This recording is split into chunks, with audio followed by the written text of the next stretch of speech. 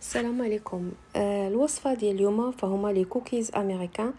هاد الوصفه ناجحه بزاف وزوينه بزاف، يعني ما غادي تخافوا حتى من شي حاجه، يعني لا من الطريقه ديالها ديال باش تعجنوها ولا في الطريقه باش كطيب.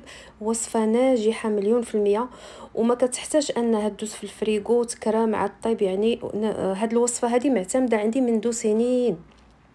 بالنسبه المقادير، هنا عندي لا فيرجواز اولا الشوكر الاشقر اولا سنيده ولا خليط بيناتهم بجوج. المقادير ديال هاد الوصفه غادي نحط لكم بالعبار، يعني بالعبار بالتدقيق، غادي نخليه لكم في صندوق الوصف. غادي تتبعوا المقادير كيف ما هي.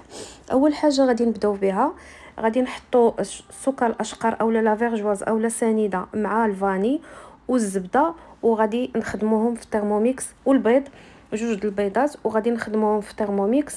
بالنسبه للبنات اللي غادي يخدموهم بيديهم، فهما غادي يحاولوا انهم يذوبوا ديك السنيده مزيان حتى ما يبقاش، يعني ما كنحسوش بديك الحروشيه ديالها.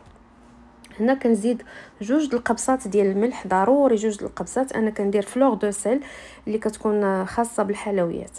عندي كندير في ترموميكس 45 سكوند على سرعه 5 باش كنتحصل على واحد الكريمه ديال الزبده والسكر والبيض بحال هذا الشكل اللي كتشوفوا. يعني ضروري تخدموا البنات السنيده حتى ما يبقاش عندها الاثر مع الزبده. من بعد كنضيف عليها الطحين، وواحد الخماره ديال الحلوى من وزن 7 غرام، ونص معلقه ديال البيكربونات ديال الطياب بطبيعه الحال اولا ديال الحلويات. هما هادو اللي كتشوفوا عندي هنايا. انا كيف قلت لكم غادي نخلي لكم المقادير كاملين في صندوق الوصف بالعبار. صافي. هنا كندوز كنخلطهم في ترموميكس، ومن طبيعه الحال ما كنديرش دابا لي بيبي دو شوكولا، كنخليهم حتى الاخر. كندير 25 ثانيه على السرعه 4 باش كنخدم هذاك العجين حتى كيولي ليا بحال العجين ديال الصابلي. يعني نخدموه بلا ما نخدمو بزاف، غير شي شويه نجمعوه وصافي.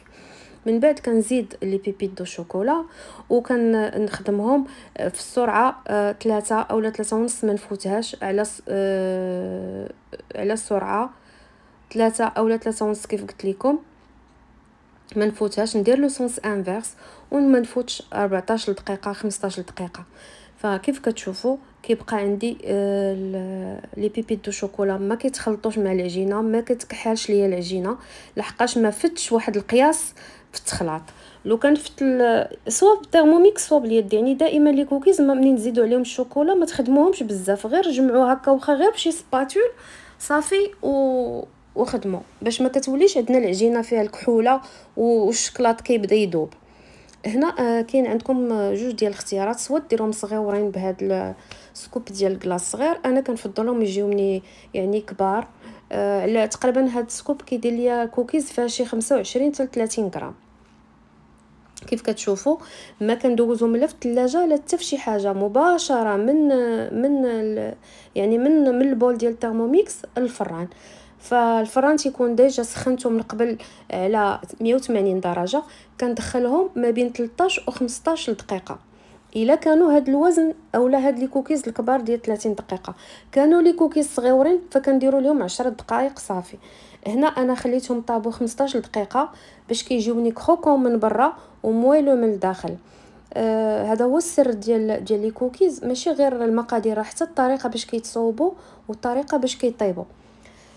هنا انا زدت عليهم هذوك لي بيبي دو شوكولا اولي الكبارين ملي كانوا باقين يعني عجينه، وفوالا بحال اللي كتشوفوا كيجيو محمرين قياس واحد. كتشوفوا داك لو مويلو ديال الكوكيز من الداخل كيجيو رائعين بزاف. ما ترددوش البنات صاوبوا هاد لي كوكيز ديال الدار، اللي الكوتي ديال وليداتكم المدرسه. الزبده زوينه، يعني شوكولا زوين، كناكلوا واخا كناكلوا شي حاجه حلوه الوليدات كنعطوها لهم ياكلوها، فهي صحيه وبصحه والراحه. وما تنساوش لايك.